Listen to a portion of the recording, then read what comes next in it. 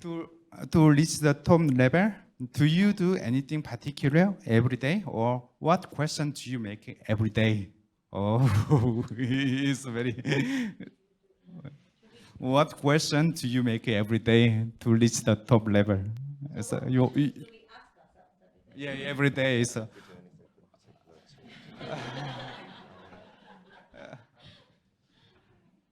Well, so it's leading the way. No, I think it's a very good and a very interesting question, and the thing that I would say that it's important to do is just to do something every day, to practice a little bit every day. You know, you can't go from, or it's very difficult to go from not knowing anything about a topic or a subject and then to, you know, suddenly being an expert in it. You have to work at it and practice little by little and be consistent. You know, a little bit every day is much better than trying to cram the whole course the night before. So, for example, like one of the things that I do every day is, you know, I wouldn't say by any means that I've reached the top level in it, but I enjoy learning languages, and so I'm currently learning Italian using Duolingo, and so I make sure to do a practice lesson every day. And I went on a trip to Italy last year, I think about a year ago, and I found that I could actually converse with people, and people could sort of understand me a little bit, and that was all solely from, you know, doing a 10-15 minute practice on Duolingo every day. So practice and consistency, I think, are key. So, and in order to answer the second part of the question, what question do you make every day? I think the question to, you know, that's good to have, or that's good to set for yourself, is to have a target and to kind of, you know, say to yourself, where do I want to be, say, 1 year from now, or 2 years, or 5 years from now? And then ask yourself, you know, what can I do to get there? What can I do to bring that aim, that challenge a little bit closer every day?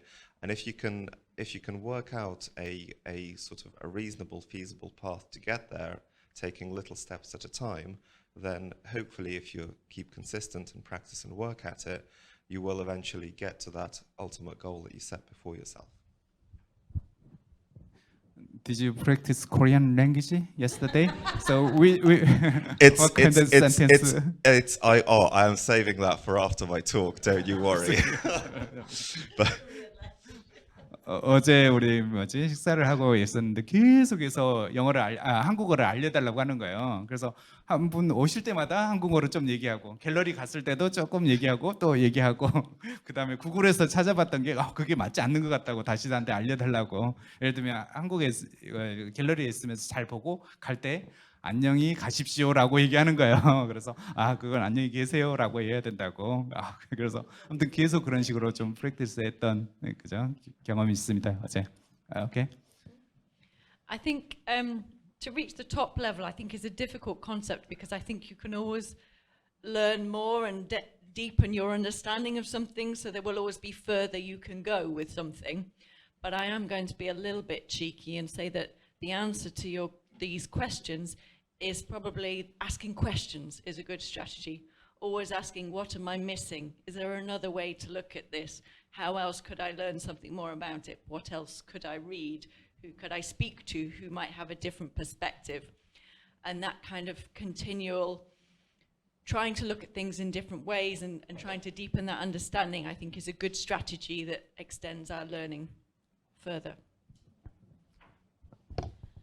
So reaching top level. So somebody asked me previously, now that you have my schools have had top the league table, they were like, what's next? And I was like, actually, I've never planned for something to reach the top in terms of league table or what, you know. I think for me, top, when you say to reach the top level, I think for me in my work is about really understanding how I can help every child, because every student is different. There's an individual strategy, and I'll show you some examples later on, that every student's journey is very different. When I was growing up in Malaysia, my mother used to say to me, see Auntie Sally's daughter, what she's doing, you got to do the same. I'm sure it's the same culture here in Korea. Like you know, it's always like, look at so-and-so children and they're doing this and they're getting top results and you need to be doing the same thing.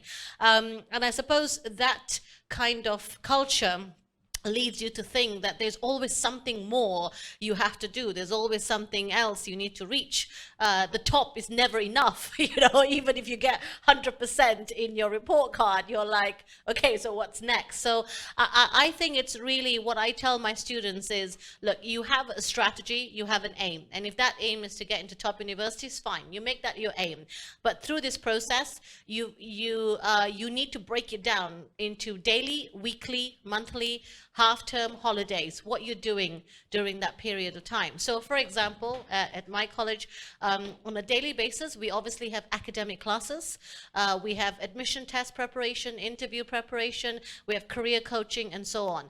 On a weekly basis, they have admission, they have tests that they have to do, assessments, and they also take part in career coaching on a weekly basis. They do voluntary work on a weekly basis. Monthly basis, they do wider reading, they take part in competitions.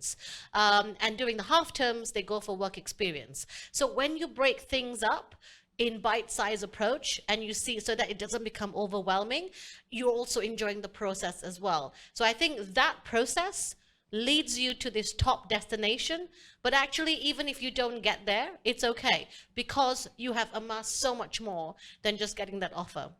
So I think it's really, to me, top is really just going through that process, enjoying the process, and then obviously as a byproduct, you could get into one of these top universities, but you've gained a lot more. And as Randall said earlier on, you got the undergraduate's route, you have the graduate route. There's so many routes that you can get to meet your aim, but you've got to start as soon as possible, and you've got to work through this and enjoy that process as well. So I would say to me that is. And what question do you make every day? The second, yeah, I think just echoing what Alison's saying is questioning, always questioning and working out if there's another route and for me is like trying to work out a strategy for every student. Again, is very different. My students have come, we have 40 different nationalities. Students have come with GCSEs, without GCSEs, school transcript, MYP.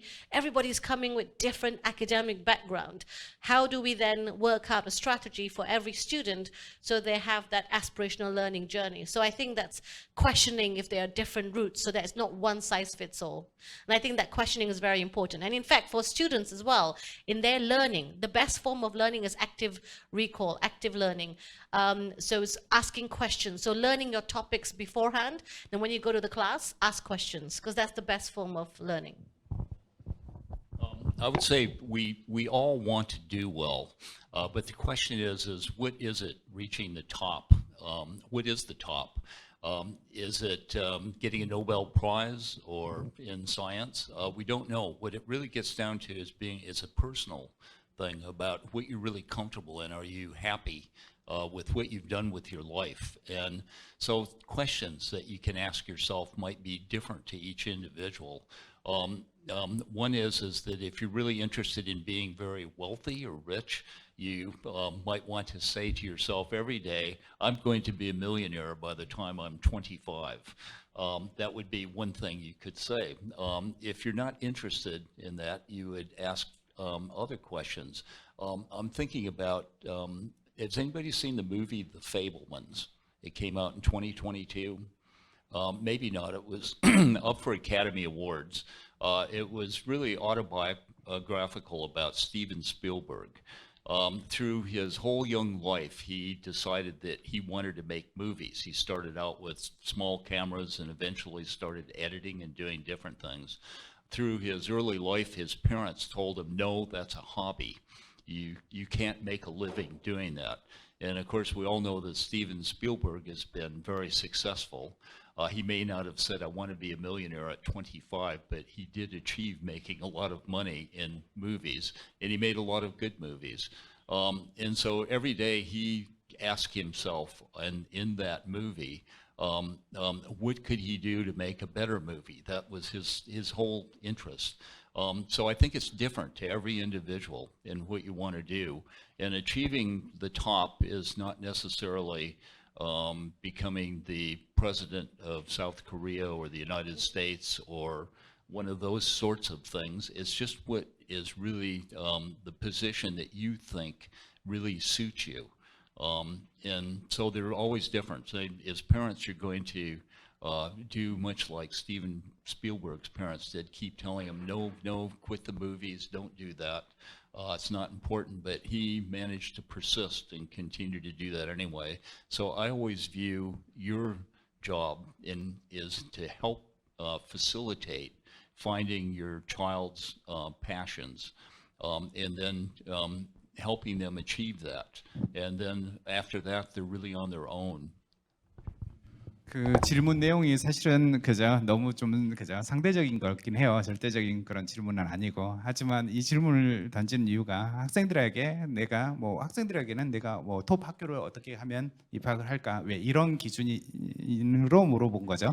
그래서 당연히 그저 내가 정한 레벨 어떻게 도달할 건지 뭐 사람마다 다 상대적인 거기 때문에 내가 현재 상태에서 뭐 급여를 그저 뭐 300만 원 받고 400만 원 이거 만족한다. 이건 그저 자기가 그저 그걸 리치한 거잖아요. 그래서 그건 상대적인 거기 때문에 질문 내용이 사실 질문이 되게 좋은 질문은 아니긴 하지만 그래도 톱에 가기 위해서는 어떤 노력을 하는지 왜 이런 것 때문에 좀 물어봤고요. 지금 시간이